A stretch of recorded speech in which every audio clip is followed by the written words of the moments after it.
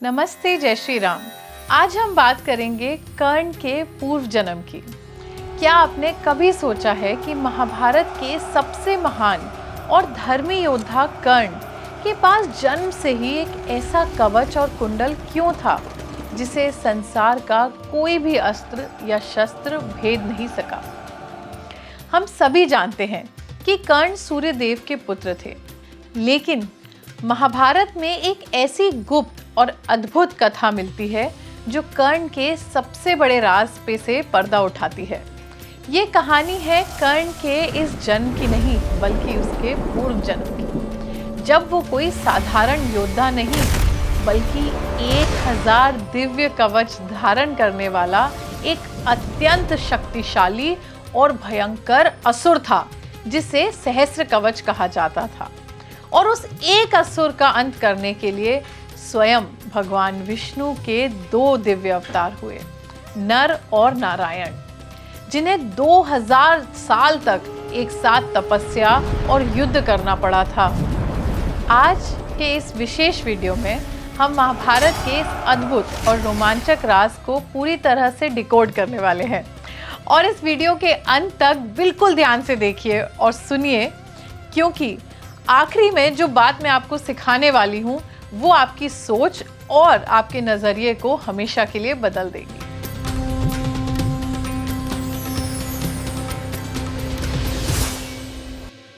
आइए सबसे पहले शुरुआत करते हैं उस प्राचीन समय से जब इस पृथ्वी पर सहस्त्र कवच का आतंक फैल गया था। सहस्त्र कवच का मतलब होता है जिसके पास 1000 कवच हों। ये असुर कोई साधारण दैत्य नहीं था।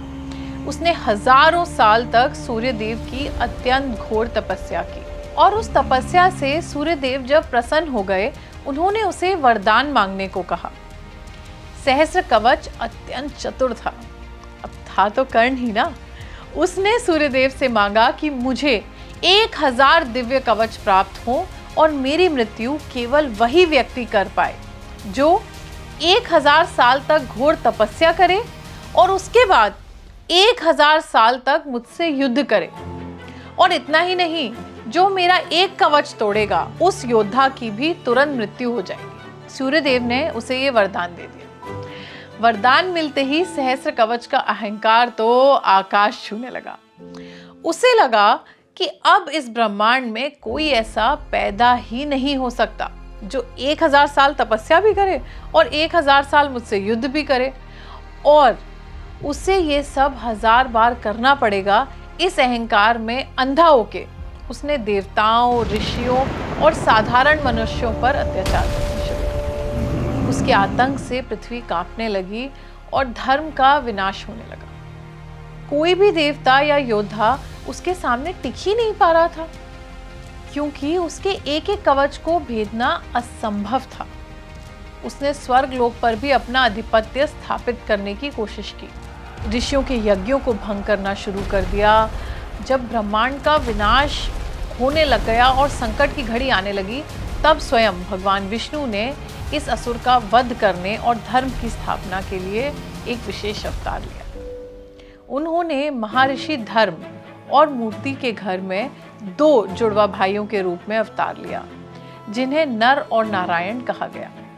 ये दोनों कोई साधारण ऋषि नहीं थे, बल्कि स्वयं भगवान विष्णु के ही 2 दिव्य और तेजस्वी अवतार थे। ये दोनों बद्रीनाथ के पवित्र तपोवन में जाकर ब्रह्मांड के कल्याण के लिए घोर तपस्या करने लग गए। उनकी तपस्या का तेज इतना प्रचंड था कि उसने संपूर्ण ब्रह्मांड को पवित्र और ऊर्जावान बना दिया। जब नर और नारायण को सहस्त्र कवच के अत्याचार और उसके वरदान के बारे में पता चला, तो उन्होंने इस असुर का अंत करने के लिए एक बेहद और अनोखी स्ट्रैटेजी बनाई। उन्होंने देखा कि वरदान के अनुसार एक व्यक्ति अकेले सहस्त्र कवच को नहीं मार सकता, क्योंकि एक कवच तोड़ते ही वो व्यक्ति मर जाएगा। इसलिए नर और नारायण ने आपस में एक दिव्य संतुलन बनाया।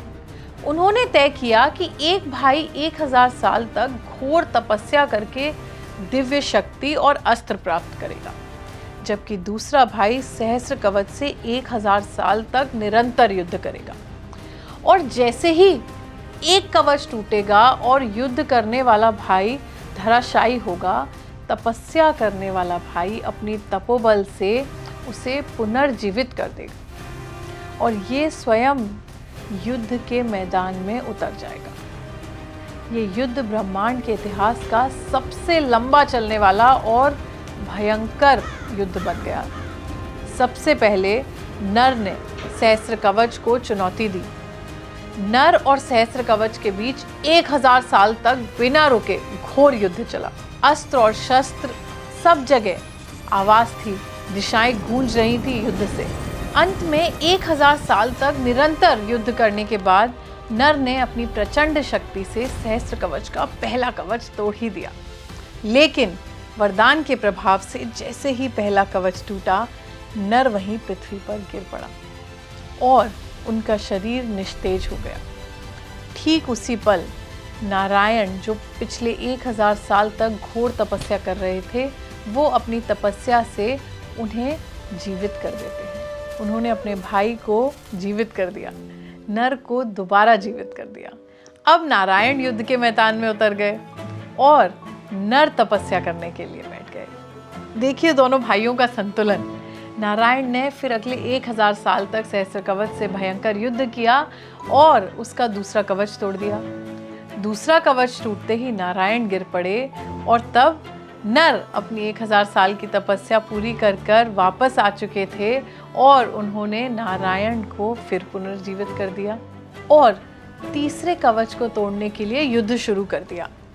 यह क्रम 1 या 2 बार नहीं, बल्कि सालों साल चलते हुए 999 बार दोहराया गया। नर और नारायण ने बारी बारी से 1000 साल तक तपस्या की और 1000 साल तक युद्ध किया। इस तरह उन्होंने 999 साल की तपस्या और युद्ध के बाद सहस्त्र कवच के 999 कवच को एक एक करके तोड़ दिया। अब सहस्त्र कवच के पास केवल एक ही कवच बचा था और उसका अंतिम और सबसे शक्तिशाली कवच उनके इस निरंतर संघर्ष ने ये साबित कर दिया था कि जब शक्ति और तपस्या एक साथ आती है, तब बड़े से बड़ा संकट भी समाप्त हो जाता है। जब सहस्त्र कवच ने देखा कि उसके 999 कवच नष्ट हो चुके हैं और उसकी मौत अब बेहद करीब है, तो अब तो वो डर गया। अब वो डर के मारे युद्ध क्षेत्र से भाग निकला। वो भागकर सीधे सूर्यदेव की शरण में चला गया और उनके पीछे छिप गया। नारायण ने सूर्यदेव से कहा कि हे सूर्यदेव, इस असुर ने ब्रह्मांड पर बहुत अत्याचार किए हैं। आप इस पापी को अपनी शरण में मत लीजिएगा और इसे हमें सौंप दीजिए। लेकिन सूर्यदेव ने कहा, जो मेरी शरण में आया है उसकी रक्षा करना मेरा भी धर्म है। इसी वजह से उस समय वो युद्ध वहीं रुक गया और युग का परिवर्तन हुआ। फिर द्वापर युग आया। द्वापर युग में वही सहस्त्र कवच जिसका अंतिम एक कवच बचा था, वो कुंती के गर्भ से सूर्यदेव के अंश के रूप में पैदा हुआ और उसके शरीर पर जन्म से ही वह अंतिम कवच और कुंडल मौजूद था।